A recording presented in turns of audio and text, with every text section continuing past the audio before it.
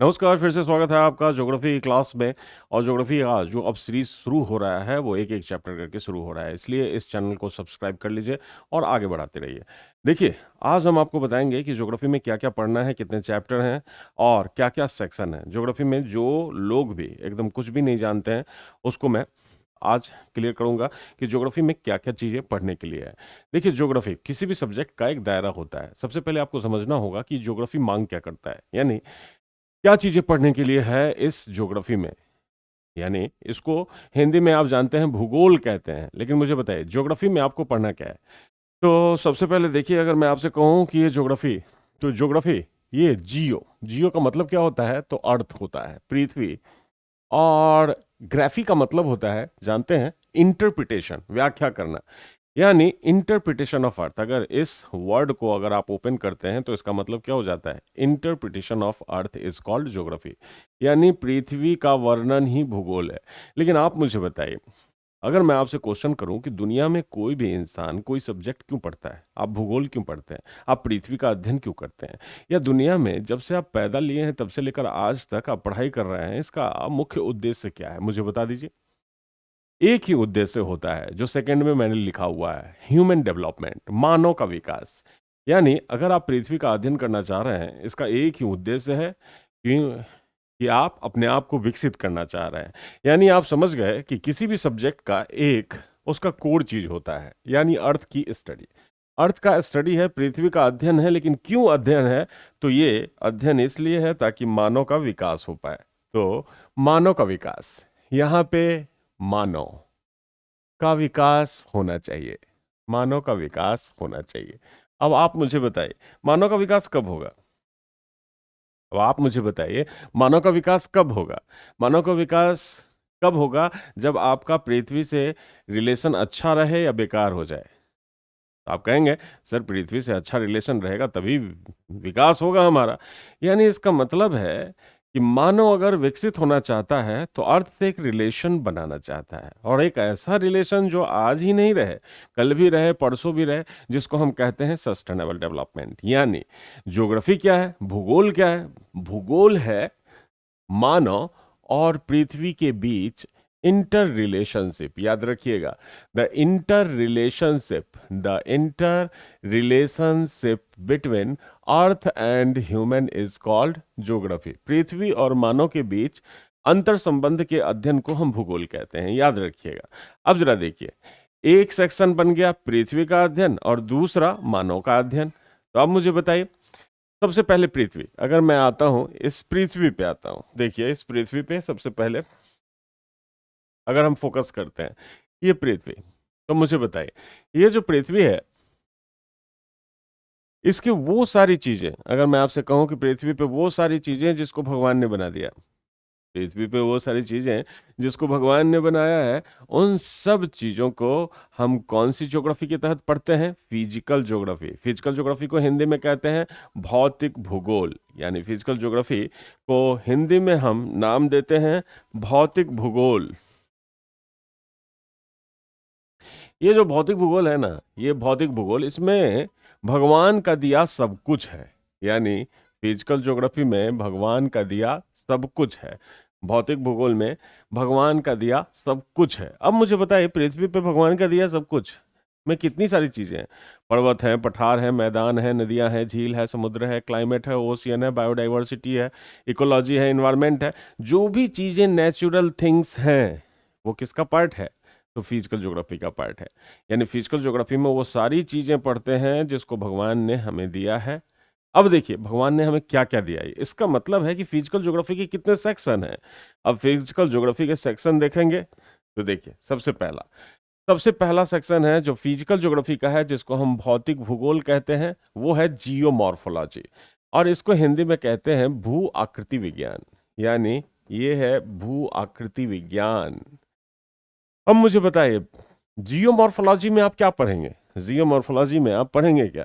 तो जियोमॉर्फोलॉजी में आप तमाम वैसी चीजों को पढ़ते हैं जो स्ट्रक्चर से संबंधित है, संरचना है। जैसे मुझे बताइए, पृथ्वी पे हर जगह क्या समतल जमीन है, नहीं है ना।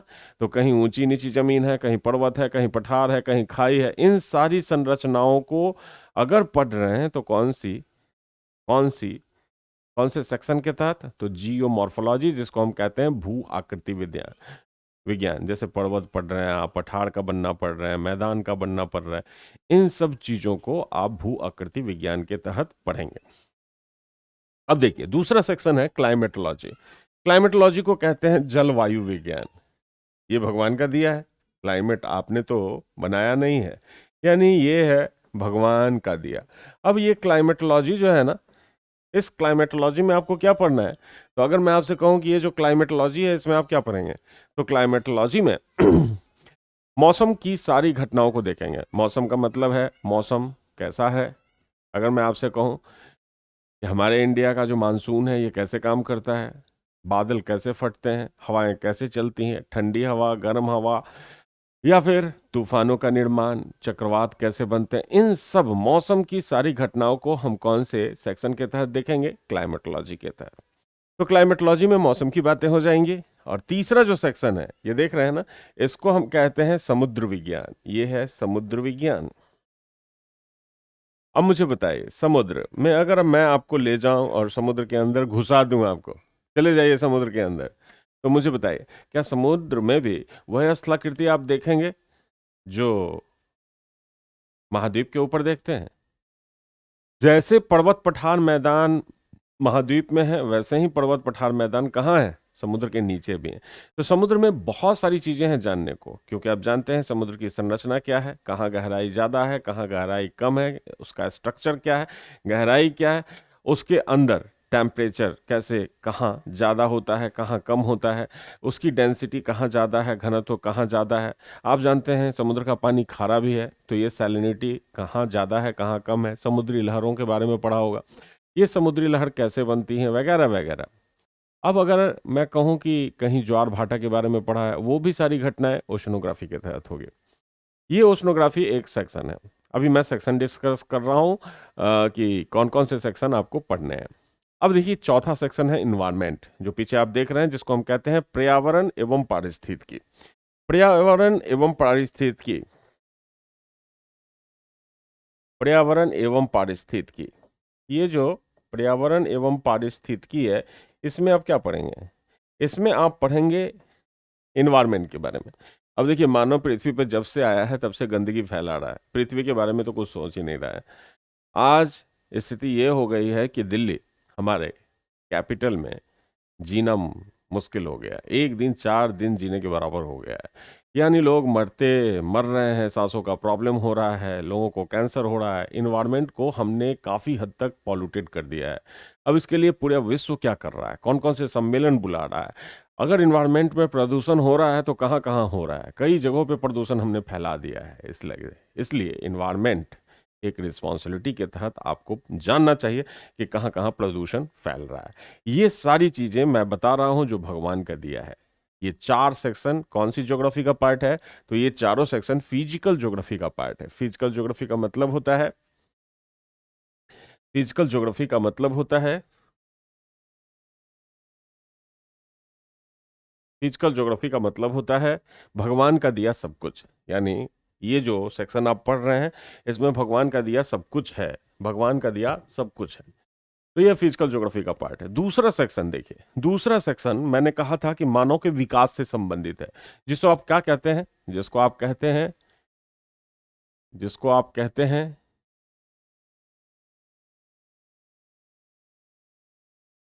ह्यूमन ज्योग्राफी, जिसको आप कहते हैं ह्यूमन ज्योग्राफी। ह्यूमन ज्योग्राफी यानी मानव का विकास। अब मुझे बताइए मानव का विकास जो हुआ है, आप क्या, मानव का जो विकास हुआ,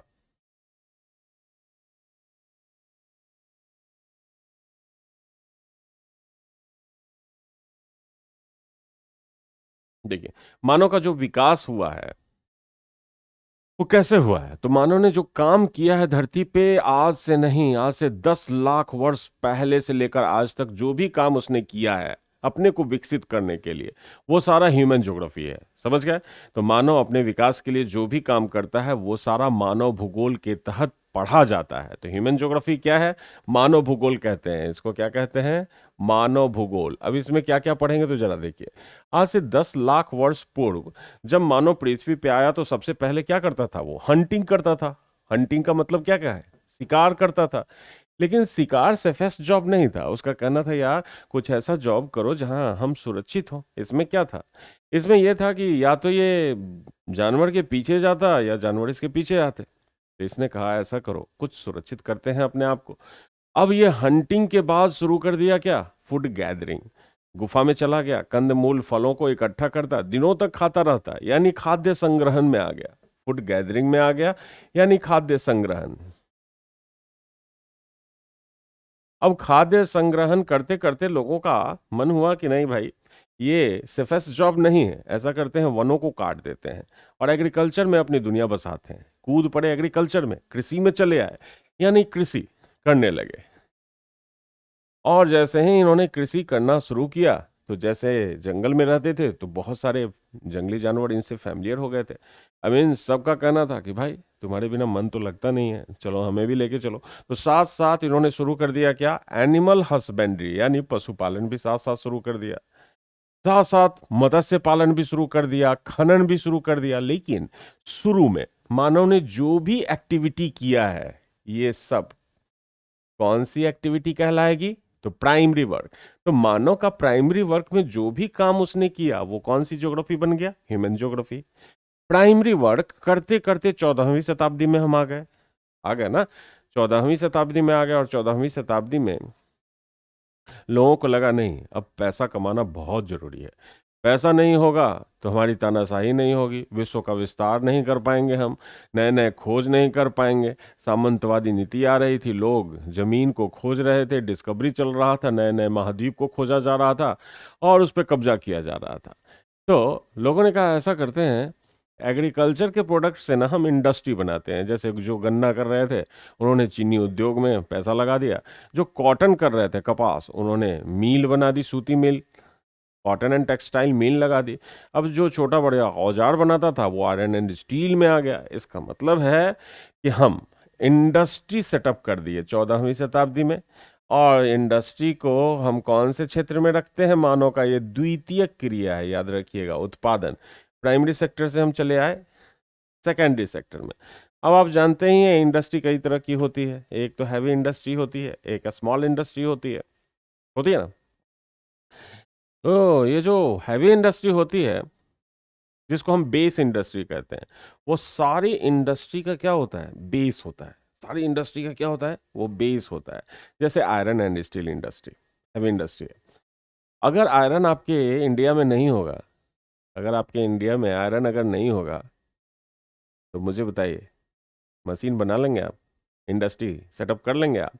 इसलिए कहा जाता है लोहा सभ्यता का आधार होता है, इसलिए ये बेस इंडस्ट्री है। बिना लोहा पैदा किए हुए आप इंडस्ट्रियलाइजेशन नहीं कर सकते। सीमेंट इंडस्ट्री, ये भी एक बेस इंडस्ट्री है। सीमेंट नहीं बनाइएगा, रोड नहीं बनेगा, पुल नहीं बनेगा, इंफ्रास्ट्रक्चर डेवलपमेंट नहीं होगा। इंडस्ट्री जिस मकान में आप खड़ा करेंगे वो भी बिना सीमेंट के नहीं होगा। सीमेंट इंडस्ट्री, ये सब बेस इंडस्ट्री है। उसके बाद पेट्रो एंड केमिकल इंडस्ट्री, ये भी बेस इंडस्ट्री है। इसके अलावा अगर आप ये इंडस्ट्रियां नहीं खड़ी करते हैं तो आपका सेक्टर खत्म हो जाएगा। यानी आप जो इंडस्ट्री सेक्टर या सेकेंडरी सेक्टर तैयार कर रहे हैं वो सब समाप्त हो जाएगा। इसका मतलब ये जो बेस बना रहे हैं वो सब समाप्त हो जाएगा। यानी ये सब बेस है। तो कुछ कोर इंडस्ट्रियां होती हैं जो कहा जाता है बहुत हैवी इंडस्ट्री हैं, और कुछ है जो स्मॉल इंडस्ट्री है। जैसे मान लीजिए आप मार्केट में कुछ भी खरीद लें, वो स्मॉल इंडस्ट्री का पार्ट है। लेकिन स्मॉल इंडस्ट्री हो या हैवी इंडस्ट्री हो, कौन से वर्ग के तहत कहा जाएगा? द्वितीय क्रिया। ये प्राइमरी था, हम 14वीं शताब्दी में सेकेंडरी वर्ग में चले आए। अब सपोज कीजिए आपको कहीं इंडस्ट्री लगाना है और वहां रोड नहीं है, ट्रांसपोर्ट नहीं है, तो क्या वहां इंडस्ट्री लगेगी? नहीं लगेगी। वहां टेलीकम्युनिकेशन नहीं है, इंडस्ट्री लगेगी? नहीं लगेगी। वहां बैंक नहीं है तो इंडस्ट्री लगेगी? नहीं लगेगी। ये सब सर्विस सेक्टर का पार्ट है। यानी इंडस्ट्री लगाने के लिए जरूरी है किस सेक्टर का डेवलपमेंट? टर्सरी वर्क, तृतीय क्षेत्र का डेवलपमेंट, जहां सेवा क्षेत्र होता है, सर्विस सेक्टर जिसको कहते हैं, सेवा क्षेत्र। तो इस सेवा क्षेत्र में आप क्या-क्या रख सकते हैं? जैसे परिवहन रखिए, ट्रांसपोर्ट कहते हैं इसको। इसके बाद पावर सप्लाई, बिजली नहीं होगा, तब भी इंडस्ट्री नहीं लगेगी। टेलीकम्युनिकेशन, टेलीकम्युनिकेशन नहीं होगा, तब भी बिजली नहीं लगे, तब भी इंडस्ट्री नहीं लगेगी। बैंकिंग सेक्टर नहीं होगा, तब भी नहीं लगेगा। इंश्योरेंस, बीमा जिसको कहते हैं, तो ये सारी सर्विस सेक्टर का पार्ट है। इसका मतलब टर्शरी सेक्टर, इंडस्ट्री लगाने के लिए आपको टर्शरी सेक्टर का डेवलपमेंट बहुत ही जरूरी है। इसके अलावा अब मुझे बताइए, मानव 3 काम करता है: प्राथमिक क्रिया, द्वितीयक क्रिया, तृतीयक क्रिया। किस चीज के लिए? अपने को विकसित करने के लिए। तो अपने को विकसित करने के लिए उसने जो भी काम किया है पृथ्वी पे, वो सारा ह्यूमन ज्योग्राफी का पार्ट बन गया है। लेकिन अब मुझे बताएं, इन तीनों सेक्टर को डेवलप करना है आगे की तरफ, तो आपको कौन से क्रिया की जरूरत पड़ेगी? क्वाटरनरी, चतुर्थ क्रिया। जैसे मान लीजिए रिसर्च एंड डेवलपमेंट इसमें रखते हैं। जैसे मान लीजिए आज आपके मार्केट को सबसे ज्यादा डिस्टर्ब करने वाला देश कौन है? चाइना। तो चाइना हर क्षेत्र में नई नई प्रोडक्ट लाता है, रिसर्च करता है, और रिसर्च करता है तो आपकी मार्केट को बर्बाद कर रहा है। तो इसका मतलब हर क्षेत्र में, चाहे एग्रीकल्चर आप कर रहे हैं, रिसर्च होना चाहिए, नहीं तो आप पीछे हो जाएंगे। तो रिसर्च एंड डेवलपमेंट, अगर टीम आपके इंडिया की कमजोर हो गई, अनुसंधान अगर आपने ठीक से नहीं किया, रिसर्च एंड डेवलपमेंट अगर बहुत अच्छा नहीं हुआ देश का, तो आपका देश पीछे रह जाएगा। क्या इन तीनों सेक्टर का डेवलपमेंट आगे की तरफ हो पाएगा अगर अनुसंधान नहीं हुआ? तो हर क्षेत्र में अनुसंधान चाहिए। तो जिस क्रिया से, मानो कि जिस क्रिया से इन तीनों क्षेत्र का डेवलपमेंट ऊपर की तरफ होता है, उसको क्वाटरनरी सेक्टर हम कहते हैं। जैसे रिसर्च एंड डेवलपमेंट। उसके बाद हमने कहा प्रशासन, एडमिनिस्ट्रेशन। एडमिनिस्ट्रेशन का मतलब है कि अगर आपके डिस्ट्रिक्ट में एडमिनिस्ट्रेशन ठीक नहीं है, डीएम, आईएएस अफसर अगर करप्ट हो जाए, बहुत करप्ट, तो आपके जिला में क्या इन तीनों सेक्टर का डेवलपमेंट होने देगा? नहीं होने देगा, क्योंकि आप जानते हैं डीएम के हाथ में कितना पावर होता है। हर चीज का चेयरपर्सन वो बैठा रहता है, बना बैठा रहता है। तो कहा जाता है कि आपका एडमिनिस्ट्रेशन अगर ठीक नहीं है, तब भी आपका डेवलपमेंट नहीं होगा। तो एडमिनिस्ट्रेशन को भी हम क्वाटरनरी सेक्टर में रखते हैं। जुडिशरी सिस्टम, अगर आपका इंडिया करप्ट हो गया जुडिशरी सिस्टम में, तो जो हत्यारा है उसको सजा भी नहीं मिलेगी। और इंफ्रास्ट्रक्चर डेवलपमेंट वहां का रुक जाएगा, क्योंकि वहां बहुत दबंग लोग पैदा हो जाएंगे जो हर टेंडर खुद अपने नाम से लेंगे, काम करे या ना करे पैसा लेते रहेंगे। जुडिशियरी सिस्टम को अच्छा रखना बहुत जरूरी है, तभी इन तीनों सेक्टर का डेवलपमेंट आगे की तरफ हो पाएगा। इसके अलावा मैनेजमेंट, तो एडमिनिस्ट्रेशन और मैनेजमेंट को एक ही कैटेगरी में दिया जाता है, क्वाटरनरी सेक्टर। लेकिन ये जितनी भी चीजें हैं, ये कौन सी ज्योग्राफी का पार्ट है? मानव, ह्यूमन ज्योग्राफी का पार्ट है। समझ रहे हैं ना? तो ह्यूमन ज्योग्राफी यानी मानव भूगोल, मानव भूगोल। तो यहां देखिए, फिजिकल ज्योग्राफी मतलब भौतिक भूगोल, ह्यूमन ज्योग्राफी मतलब मानव भूगोल। अब फिजिकल ज्योग्राफी में कितने सेक्शन हमने बताए? जियोमॉर्फोलॉजी, भूआकृति विज्ञान, क्लाइमेटोलॉजी, जलवायु विज्ञान, ओशनोग्राफी, समुद्र विज्ञान, और इन्वायरमेंट इकोलॉजी यानी पर्यावरण पारिस्थितिकी। अब मुझे बताइए, अगर आपको इनमें से कोई भी काम करना है, चाहे माइनिंग करना है या फिशिंग करना है या फिर पशुपालन करना है या कृषि करना है, कुछ भी करना है, तो आपको किससे रिलेशन बना के करना है? तो पृथ्वी से। पृथ्वी का मतलब कौन सी ज्योग्राफी से रिलेशन आपका होना चाहिए? फिजिकल ज्योग्राफी से आपका रिलेशन होना चाहिए। इसका मतलब ह्यूमन ज्योग्राफी का रिलेशन किससे होना चाहिए? फिजिकल ज्योग्राफी से होना चाहिए, तभी आपका डेवलपमेंट आगे की तरफ हो पाएगा। समझ गए? तो आप अगर सतत विकास चाहते हैं, तो जो भी काम कीजिए, यानी ह्यूमन ज्योग्राफी के अंतर्गत दिया गया हर काम जो मानव करता है अपने को विकसित करने के लिए, सब ह्यूमन ज्योग्राफी है। अब आपको जो भी काम करना है वो पृथ्वी से पूछ के करना है कि क्या मैं माइनिंग करूं, तुम खुश हो? अगर पृथ्वी खुश है तो कीजिए। और खुश होने का मतलब जानते हैं कि पृथ्वी को कोई नुकसान नहीं होना चाहिए।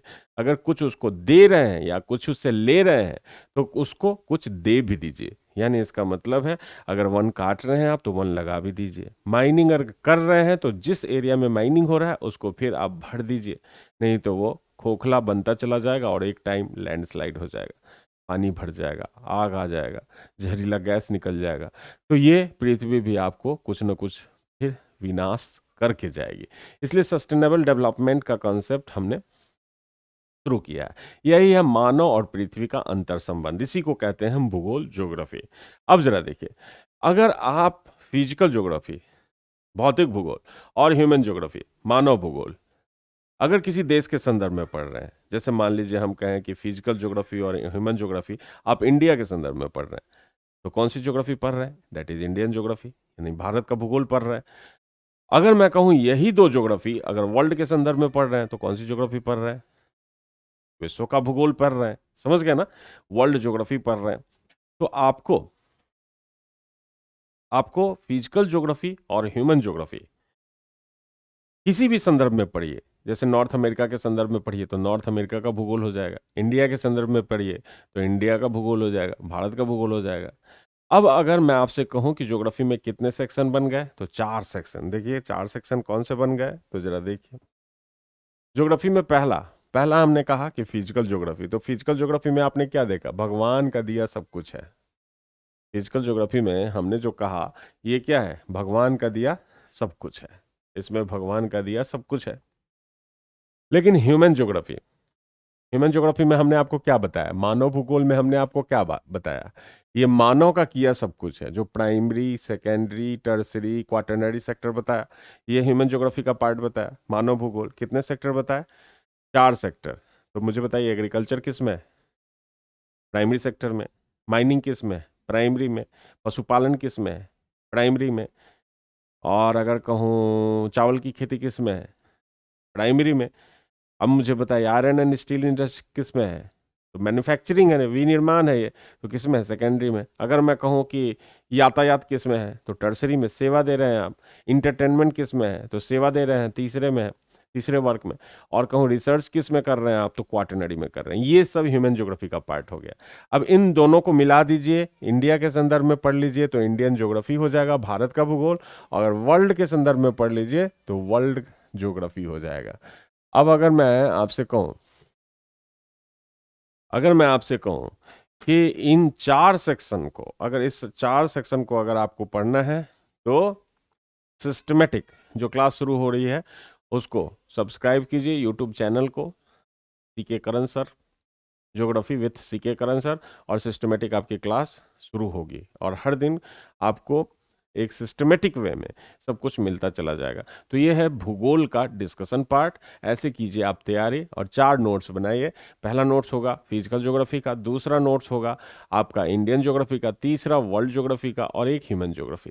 ह्यूमन ज्योग्राफी में हर चीज़ शामिल है जो मानव करता है। जैसे मानव अगर बच्चा भी पैदा कर रहा है तो जनसंख्या भूगोल हो गया, पॉपुलेशन ज्योग्राफी है, तो पॉपुलेशन ज्योग्राफी ह्यूमन ज्योग्राफी का ही पार्ट हो जाएगा। तो आप कुछ भी करते हैं, जैसे माइनिंग, वर्ल्ड का भी माइनिंग पढ़ रहे हैं तो आप वर्ल्ड का ह्यूमन पढ़ रहे हैं। अब अगर मैं आपसे क्वेश्चन करूं कि अगर आप इंडिया का रिवर सिस्टम पढ़ रहे हैं, तो आप इंडिया का फिजिकल ज्योग्राफी पढ़ रहे हैं या ह्यूमन ज्योग्राफी, तो आप कहेंगे फिजिकल ज्योग्राफी पढ़ रहे हैं सर। अब अगर मैं पूछूं आप इंडिया का ट्रांसपोर्ट पढ़ रहे हैं, तो आप इंडिया का ह्यूमन ज्योग्राफी पढ़ रहे हैं। लेकिन अगर मैं कहूँ आप इंडिया का फिजिकल भी पढ़ रहे हैं, ह्यूमन भी पढ़ रहे हैं, तो आप इंडियन ज्योग्राफी पढ़ रहे हैं। इसी तरह से अगर वर्ल्ड का माइनिंग पढ़ रहे हैं आप, तो वर्ल्ड का ह्यूमन ज्योग्राफी पढ़ रहे हैं। अब वर्ल्ड का पर्वत पढ़ रहे हैं आप, माउंटेन, तो आप वर्ल्ड का फिजिकल ज्योग्राफी पढ़ रहे हैं। वर्ल्ड की नदियाँ पढ़ रहे हैं तो वर्ल्ड का फिजिकल ज्योग्राफी पढ़ रहे हैं। अगर आप बाउंड्री पढ़ रहे हैं, इंटरनेशनल बाउंड्री पढ़ रहे हैं, तो वर्ल्ड का क्या हो गया? वो ह्यूमन ही ज्योग्राफी है, लेकिन उसका एक सेक्शन है, दैट इज पॉलिटिकल ज्योग्राफी उसको कहते हैं। तो राजनीति के से संबंधित भी ज्योग्राफी में बहुत सारी चीज़ें होती हैं। तो ज्योग्राफी के तो वैसे बहुत सारे सेक्शंस हैं जब आप यूपीएससी या पीसीएस का ऑप्शनल पेपर लेते हैं तब, लेकिन जनरल स्टडी के लिए इतना ही 4 सेक्शन आप पढ़ लीजिए और एक एक चैप्टराइजेशन करके पढ़िए। जैसी क्लास शुरू हो रही है उसको मेंटेन कीजिए। तो धन्यवाद, आज की क्लास यहीं तक थी। Thank you very much.